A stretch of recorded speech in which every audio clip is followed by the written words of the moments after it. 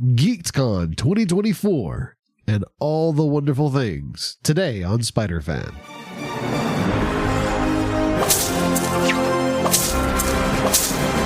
Hello, webbed wonders, and welcome to a very special episode of Spider-Fan. This is the episode where we talk about all things Geek'd Con. I was fortunate to be on the floor with Geek Devotions at Geek'd Con 2024 this year, and let me tell you, it was a blast. Had a great time, met some great people. As I walked around the floor, I asked two main questions. One, who is your favorite Spider-Man? And two, what is your favorite story arc? Now, initially, when I asked this question, I intended it to be about comic Spider-Man and comic book story arcs. But some people took it upon themselves to talk about their favorite Spider-Man in regards to the actor and their favorite movie. And you know what? I'm not one to hate on someone for having a favorite Spider-Man in any media, so I let him roll with it. So let's take a listen at some of these answers that these people had, and then on the tail end, I'll let you know what my personal answers are. Hello. This is your friendly neighborhood Spider-Fan on the Geek'd Con floor, and I am here with Jason. Tell me, Jason, who is your favorite Spider-Man and why? The Spider-Man that was in the cartoons back in the 80s. And why? Because I was a kid, I enjoyed it, I watched it every Saturday. Same here. I have a nostalgia for the 90s cartoon for the exact same reason. All right, second question is, what is your favorite Spider-Man story arc? Right in the approach of a Venom when it came out, because I also became big into Venom as well. That makes sense. All right, thank you so much. Appreciate it. Thank you. Hey, this is your friendly neighborhood Spider-Fan on the con floor with none other than Frank Castle himself, the Punisher. So tell me, Punisher, who is your favorite Spider-Man and why? It's always going to be Peter Parker. So Peter Parker I grew up with, so no matter how many Spider-Man they come up with, I'm always going to love Peter Parker. Hey, man, I'm a fan of the classics myself. I'm right there with you. All right, second question. What is your favorite Spider-Man story arc? It's the one where Gwen Stacy died. I mean, like I said, no matter how old you are, every Spider-Fan knows that one. It's iconic. Yeah, one of the true iconic movies. Thank you so much. Hope you have a good time at the con. Okay. All right. Hello, we are on the Geek'd Con floor with Carrie Cooper of Cooper Creatives. Carrie, who is your favorite Spider-Man and why? It's going to be Peter Parker, from the original sort of Peter Parker. And honestly, it was because of the evolution of his character and the way I got to witness his humanity and then the world beating him down and his survival instinct. I loved it. All right, what is your favorite Spider-Man story arc and why? Overall, it'd be the death of Gwen Stacy. It hit me deeply when it happened, and it took a while to get over. I think we all felt that, for sure. All right, thank you so much. Thank you. All right, we are here with Bryn on the Geek'd Con floor. Bryn, who is your favorite Spider-Man and why? So my favorite Spider-Man is one of the main three that we all know. Mine is Tobey Maguire. Purely because, well, he plays really good Spider-Man and is better on the teen side, but more of an adult Spider-Man. And I like his story arc with Venom and the Green Goblin and all of his work. So, plus I'm just a really big Tobey Maguire fan. I understand. He's one of my favorites, too. All right, second question. What is your favorite Spider-Man story arc and why? I think Spider-Noir has a great story arc, just generally. Just the mob story arc is such a good one in general for most stories. Right. And who doesn't love Nicolas Cage, right? Exactly. All right, thank you so much. No problem. All right, guys, I am here on the con floor. I've not found the droids you're looking for, but I did find Obi-Wan Kenobi. So, Obi-Wan, who is your favorite Spider-Man and why? Well, I'd probably have to say Andrew Garfield's Amazing Spider-Man, because, one, they have the most emotional death on screen in those movies, because everyone knows Uncle Ben's story, but when Gwen Stacy dies in the sequel, in The Amazing Spider-Man 2, and he's actually present to save her but fails, in every other instance of Uncle Ben dying, he arrives too late, but he is there and failing in that moment. And that emotional toll that it takes on Andrew Garfield's character, one, he portrays it fantastically, but two, it almost throws him off the deep end. He almost goes bad, and you see that a little bit. One, when he throws in the towel, and he could have just not returned, because for a superhero, seeing something bad happening and not acting is the first step to them potentially going down that evil path, and he almost didn't step in when the Rhino came in. And it was very split second. There was a big chance of him going down the dark side, and he didn't. And so I think that that's one of the best paths. I think that he, nothing against Andrew Garfield's character, but I feel like, sorry, not Andrew Garfield, Tobey Maguire's character, he didn't face the same kind of emotional tolls that I think Andrew Garfield's character did, with, of course, Gwen Stacy's and father, Captain Stacy, dying, and how he was going through the issues following that throughout the second movie is really good. Is a really well-made portrayal of going through that emotional state. And you just don't get the same. Now, they did a really good job with Tom Holland, but unfortunately, like when Aunt May dies and it's the alternate universe instead of, Uncle Ben, it's Aunt May, huge emotional moment.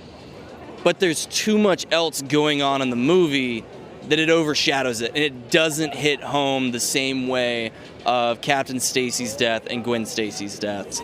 And so I don't think that we really got to see just how much that emotional toll of Aunt May dying could have had. And so it's kind of a shame. It's still an amazing movie. Of all the movies, that was probably actually my favorite because it has the 3 Spider-Men all popping up in it. But as far as who my favorite Spider-Man is, it's going to be Andrew Garfield, because he also maintains the wit and the humor and the comedy that is the spirit of Spider-Man. Tom Holland, well, one, Tobey Maguire's way too serious. It's more almost like a DC Spider-Man than it is a comic book Marvel Spider-Man. But Tom Holland's, he's kind of like a mix in between the two. Like, he makes some jokes, but most of the comedy, I think, is coming from his counterparts that are with him. His man in the chair, and of course Mary Jane. They're a little more funny than Tom Holland is. He's a young kid who's trying to do his best, but he doesn't have the same humor that that Andrew Garfield's character had. Sorry, there's 3 of them, and I get them confused, but Andrew Garfield's, I feel like his portrayal of comedy came through just flawlessly, whereas if you look at it and you can feel the sense that Tom Holland's is kind of forced a little bit, like when he's like, oh, hey, I know you guys, you're the Avengers, in that one scene, and it's cute and it's funny, but it's cute. It's not as genuine as I feel like Andrew Garfield did in his. I don't know. I think that, like, in the scene where he's trying to help Gwen Stacy, I think it is Amazing Spider-Man 2, when he's messing with the guy with the coffee cart, and it's just fantastically done. I feel like his hand-eye coordination tops both of them, the other two, in all honesty. But anyway, was there another question? I forgot. Yeah, the other question was, what is your favorite Spider-Man story arc and why? Story arc, I think I'm going to go again with the Amazing Spider-Man story arc for some of the reasons I kind of explained there, because the first question, who's my favorite, and that's why, is kind of that story arc. Because I'm a little bit of a cinephile, which is why, like, when you asked me if I wanted to do this interview, I was like, I don't know the comics very well, but I can 100% hammer home the movies. I don't know. I think that he has a great story arc of the Spider-Man. Now, that being said, in the original trilogy of Spider-Man movies with Tobey Maguire, I think that his best friend Harry had the best story arc of all the characters in the movies. I think he had the best story arc, and it's not front and center on stage, but this is the guy whose best friend kind of stabs him in the back, dates his ex-girlfriend, because he dated Mary Jane first. Tobey Maguire's Spider-Man did not tell Harry that I have a crush on Mary Jane, so he didn't stop Harry from dating him. So, well, he's kind of a jerk, and he dates his ex-girlfriend, but Harry still stands by him. He still stands by him. And then Spider-Man, apparently, from Harry's point of view, kills his father. And for some reason, his best friend is defending the man who he knows murdered his father. And instead of being like, hey, I'm Spider-Man, I didn't kill your dad, he had issues. Instead of telling him the truth, he doesn't. And when we like look at the comparison of like Tom Holland, he's straight up with his friends like, yeah, I'm Spider-Man. But Tobey Maguire's didn't. He's kind of a jerk. And Harry's arch of being like the friend that's by his side, like helping pay rent, all these stuff, being there when his grandmother gets sick, being there for him when his uncle dies, to still supporting him after he dates his ex-girlfriend, and then finally like snapping when he realizes he is Spider-Man. And even still, he grapples with, that's my best friend, but he ends up being like realizing like he's lied to me, he's done all these things. And even then he didn't go completely off the deep end until the same chemical accident he did with his father does he finally become evil. But it's so understandable, because if you actually pay attention to all of the like bad stuff that Tobey Maguire's Spider-Man did to him, I think that's the best character arc. But the best Spider-Man's arc would be Andrew Garfield's, for the same reason, because I think that it is that that pain and that suffering on a character that really hammers home the change in who they are.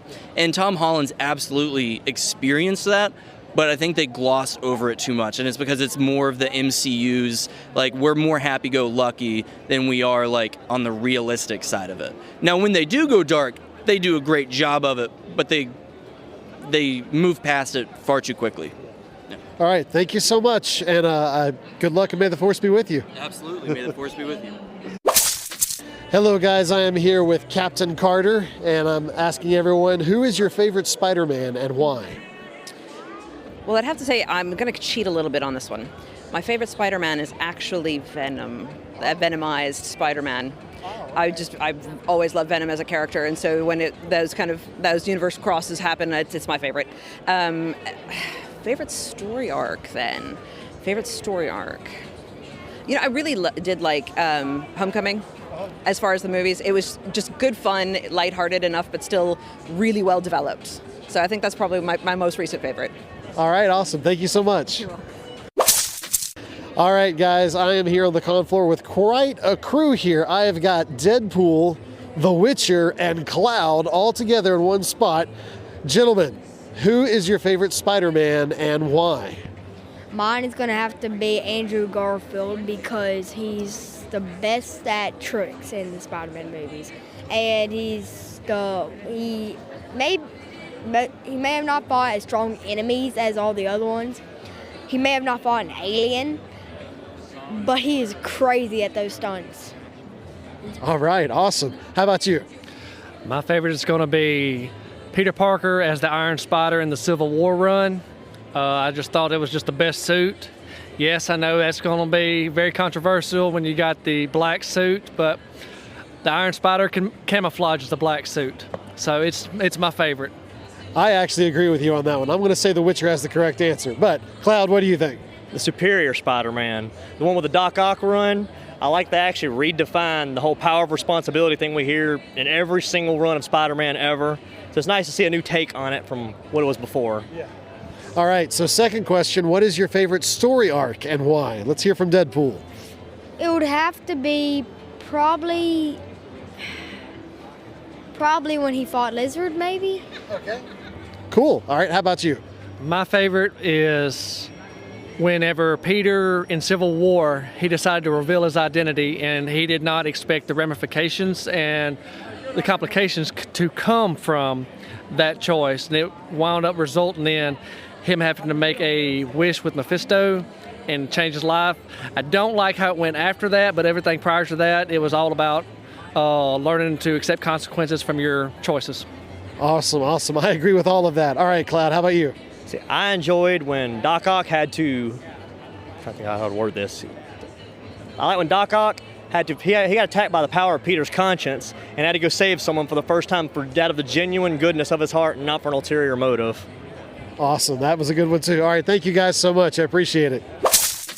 All right. A very special thank you to everyone who participated in that little interview that I did on the con floor. So now the big question, what about your friendly neighborhood Spider fan? Who is his favorite Spider-Man and what is his favorite story arc? And I've got to say, I heard some really great answers, but I've got to side with The Witcher on this one. My favorite Spider-Man is when he is living in Avengers Tower with the comic book Iron Spider suit, the red and gold. I think it's amazing because it allows Peter Parker to be a science geek without going too far overboard, but it allows him to use some really, really cool tools. And my favorite story arc of all time is the Civil War story arc.